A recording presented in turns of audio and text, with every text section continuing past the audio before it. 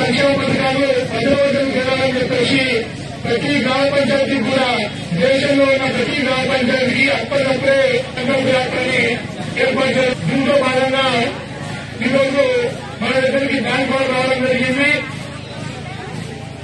బ్యాంకులకు సబ్సిడీలు వస్తున్నాయో ఆ సబ్సిడీలకు సంబంధించినటువంటి వాటిని కూడా మనం ఇక్కడ అప్లై చేసుకోవడం.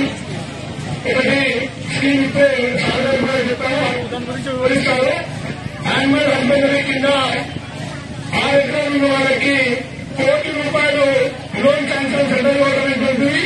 దాంతో 50% సబ్సిడీ కూడా మనకి ఇవ్వడం జరుగుతా ఉంది.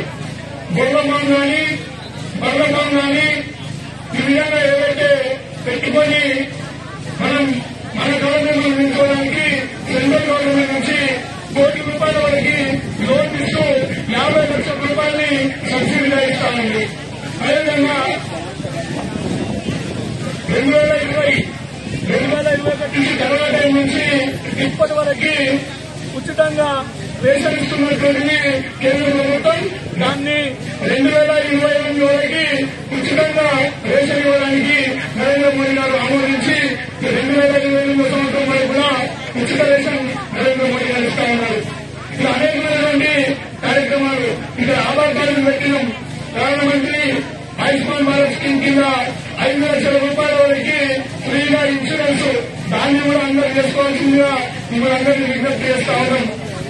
ఇలా అనేకమైనటువంటి ఏవైతే ఉన్నాయో స్కీమ్స్, ఆ స్కీమ్స్ అన్నింటినీ కూడా మనం సద్వినియోగం చేసుకోవాలని చెప్పేసి కిసాన్ క్రెడిట్ కార్డుని, సాయిల్ హెల్త్ కార్డుని కూడా అందరూ తీసుకోవాలని చెప్పేసి మిమ్మల్ని అందరినీ కూడా విజ్ఞప్తి చేస్తా ఉన్నా.